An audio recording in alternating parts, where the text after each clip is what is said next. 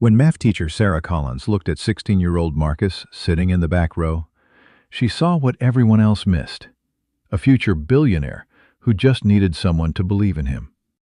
20 years later, Marcus would make her the richest teacher in America. Sarah Collins was a 38-year-old woman who had been teaching mathematics at Lincoln High School in Illinois for 12 years. She worked in a small town at a modest school. Her salary was low. Her classes were crowded, and resources were insufficient. But Sarah loved teaching and believed that every student could succeed. In the fall semester of 2003, a new student came to Sarah's class: Marcus Rodriguez. The 16-year-old Marcus came from a poor family. His father was a construction worker, his mother was a cleaning staff member.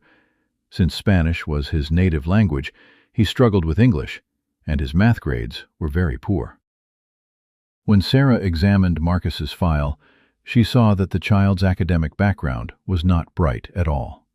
Comments from previous teachers were as follows: not interested in class, doesn't do homework, disrupts the class, low academic potential. But when Sarah first saw Marcus, she felt something different. There was a sparkle in the child's eyes. While sitting quietly in the back row, he was carefully observing everything. In the first weeks, Marcus was really struggling. He made mistakes even in the most basic operations in mathematics. He didn't bring homework. He didn't speak in class. Other teachers were giving Sarah advice: "Don't waste time with that kid, Sarah. He won't succeed anyway. His family doesn't care about education. No matter how much you try, it won't change.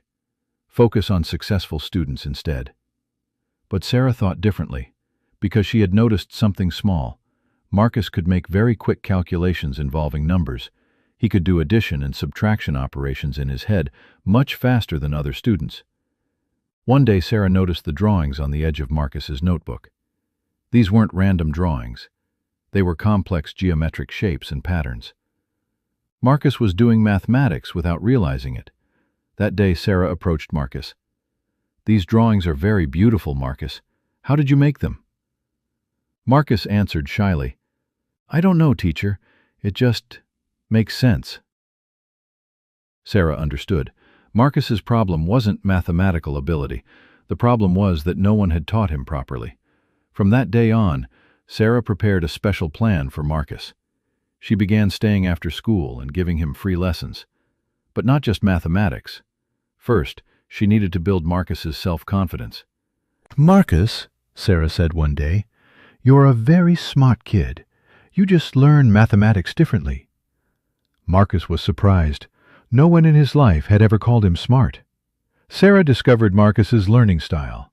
The child was a visual learner. Instead of abstract numbers, he learned with concrete examples.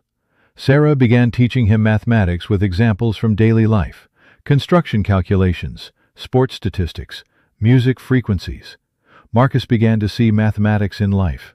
His grades slowly began to rise. When he got a 70 on an exam for the first time, Marcus had cried. "No one ever told me I could succeed," he had told Sarah. But the biggest change was in Marcus's interest in technology. Sarah taught him basic computer use. Marcus discovered that programming languages were based on the same logic as mathematics. In 1999, the internet wasn't widespread yet, but Marcus worked for hours on the school's only computer. He learned to build websites and write simple programs. When Sarah discovered Marcus's talent, she was very excited. But the problem was, Marcus's family wasn't financially able to invest in technology. Sarah made a decision.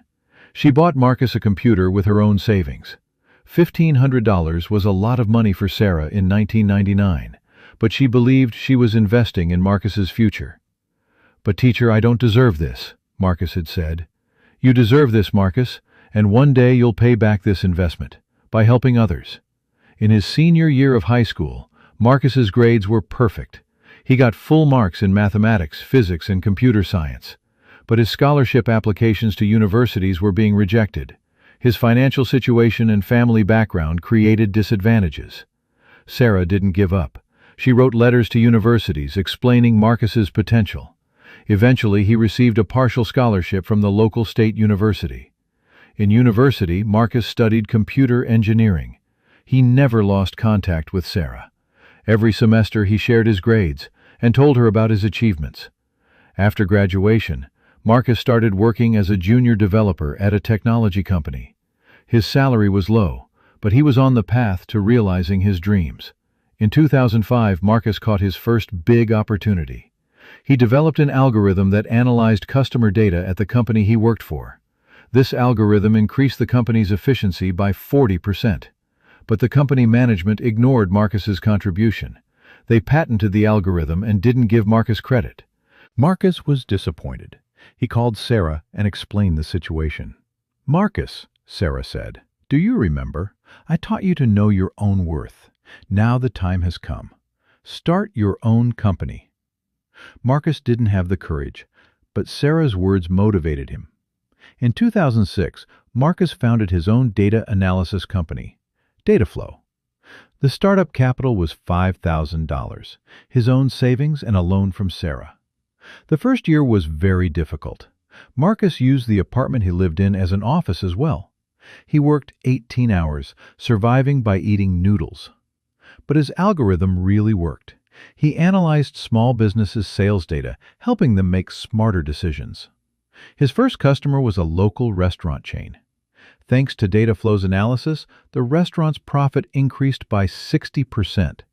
Word spread and more customers began coming. In 2008, a major crisis occurred. Many technology companies went bankrupt. But DataFlow continued to grow, because during crisis times, companies needed more data.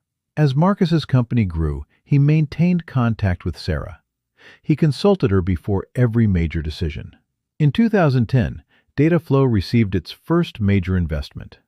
Venture capital companies invested $10 million in Marcus's company. Marcus was now a millionaire. But the first thing he did was pay back the loan he took from Sarah with interest. "Marcus, you owe me $2,000, Sarah said. "No, teacher. I owe you my life." In 2012, Google wanted to buy DataFlow.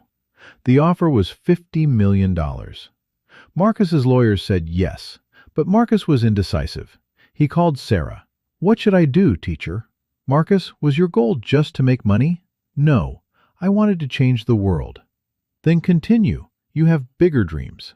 Marcus rejected Google's offer. He continued to grow DataFlow. In 2015, the company went public. On the first day on the stock exchange, its value reached $500 million. In 2018, DataFlow's value rose to $2 billion. Marcus entered Forbes' Young Billionaires list. But Marcus never forgot his success. In every interview, he talked about Sarah. "If my teacher Sarah Collins hadn't believed in me, I wouldn't be here today," he would say. In 2020, the pandemic occurred. Schools closed. Teachers struggled. When Marcus heard this, he was very sad. He made a decision. He called Sarah and said he was coming to Illinois. "Marcus, you're a very busy person. You don't need to come," Sarah said. "Teacher, it's time for me to see you." When Marcus came to Lincoln High School, a large crowd had gathered. Media, students, parents. Everyone had come to see Marcus. But Marcus went straight to Sarah's classroom. Sarah was 55 years old now. She had been teaching for 32 years. She was still sitting in the same classroom at the same desk. "Teacher," Marcus said, "I want to give you something." He took out a check. It read, $50 million. Sarah was shocked. "Marcus, this is too much. I can't take this." "Teacher, you didn't just teach me mathematics. You taught me to believe in life. You taught me to have confidence in myself. All of this money doesn't belong to you, but half of it belongs to you." Marcus continued, "We're dividing this money into 3 parts. One part is your personal gift. One part is a donation to the school.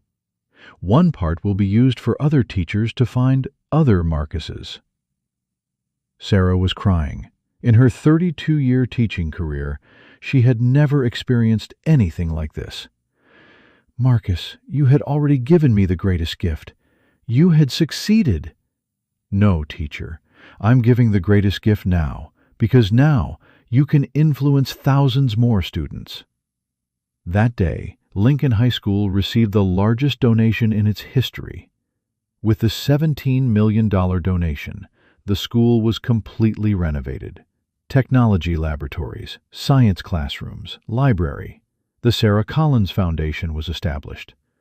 The foundation's purpose: to discover the potential of disadvantaged students and support them. Sarah's salary was now $200,000 annually, but she still continued to teach in the same classroom. "Money was never my goal," Sarah would say. "My goal was always to help my students succeed." Marcus also returned to teaching at the peak of his success. He began teaching part-time at Stanford University.